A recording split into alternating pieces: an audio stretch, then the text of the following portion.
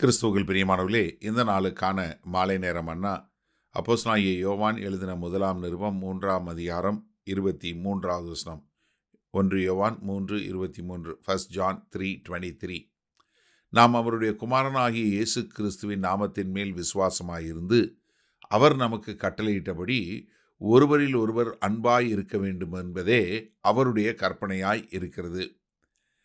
இப்போ கற்பனை என்பது நிறைய பழைய ஏற்பாட்டிலையும் சரி புதிய ஏற்பாட்டிலையும் நிறைய கற்பனைகள் இருந்தாலும் அந்த கற்பனையில் பிரதானமான கற்பனை என்ன? ஏன்னா கர்த்தராகிய இயேசு கிறிஸ்து பூமியில் இருக்கும்போது ஒரு நியாயசாஸ்திரி என்ன கேட்குறாரு, ஆண்டவரே நான் நித்திய ஜீவனை பெற என்ன செய்ய வேண்டும்? அதுக்கு அவர் கற்பனைகளை கைக்கணும். அப்போ இன்னொருத்தன் என்ன கேட்குறான், பிரதான கற்பனை என்ன?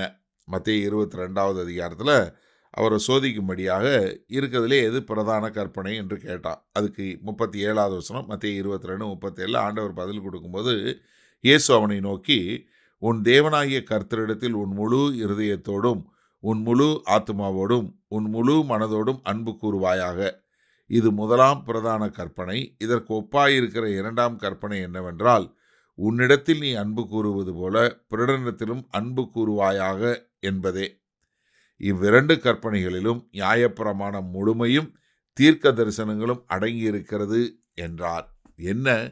எல்லா கற்பனையும் எல்லா தீர்க்க தரிசனமும் எதில் அடக்கம்? ரெண்டில் அடக்கம். என்ன? உன் முழு இருதயத்தோடும் உன் முழு மனதோடும் உன் முழு ஆத்மாவோடும் உன் முழு பலத்தோடும் தேவனிடத்தில் அன்பு கூறு. உன்னைய நேசிக்கிறது போல மற்றவர்களை நேசி. அப்போ என்ன? ஆதியிலிருந்து சொல்லப்பட்ட அதே கற்பனை, நீ அன்பாய் இருக்க வேண்டும். தேவன் பேரில் விசுவாசமாக இருந்து நீ அவர் கட்டளையிட்டபடி ஒருத்தர் மேலே ஒருத்தர் அன்பாய் இருக்க வேண்டும். யோவான் 13வது அதிகாரம் 34-35 என்ன சொல்லி கொடுத்தாரு? நீங்கள் உலகம் என்னுடைய சீஷர்கள் எப்படி அறிந்து கொள்ளும்? நீங்கள் ஒருவர் மேல் ஒருவர் காட்டக்கூடிய அன்பு. அந்த அன்பு எப்படிப்பட்டதாக இருக்கணும்?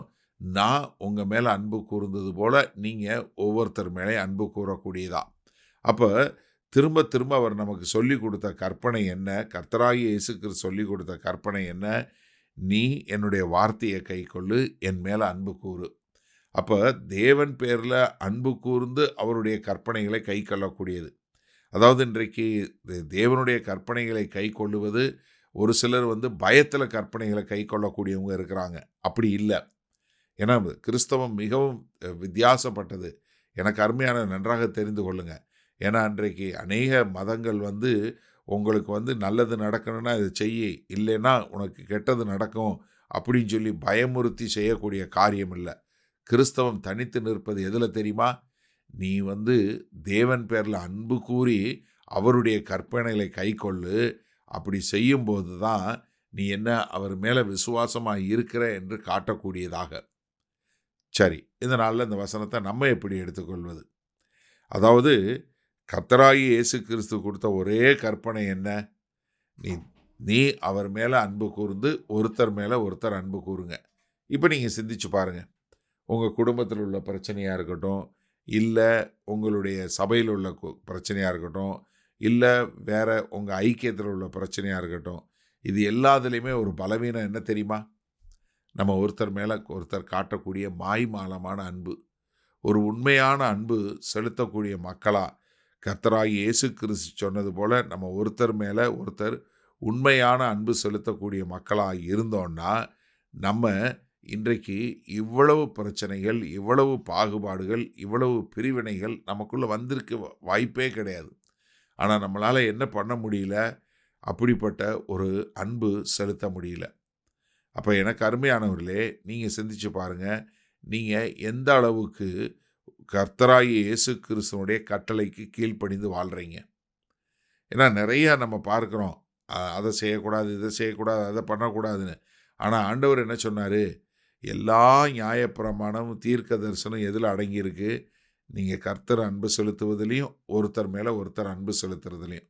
அப்போ நீங்கள் இந்த கற்பனையை கை கொள்ளணுமா, அந்த கற்பனையை கை கொள்ளணுமா, அதுக்கு கீழ்ப்படியணுமா, இதற்கு கீழ்ப்படியணுமா அப்படிங்கிறத பார்க்கும்போது நீங்கள் ஒருத்தர் மேலே ஒருத்தர் அன்பு செலுத்தி, தேவன் எப்படி உங்கள் பேரில் உண்மையாக அன்பு செலுத்தினாரோ அதே போல் நீங்கள் மற்றவர்கள் மேலே உண்மையாக அன்பு செலுத்தும் போது அது தேவனுடைய கற்பனைகளை நிறைவேற்றுவதாக இருக்கிறது.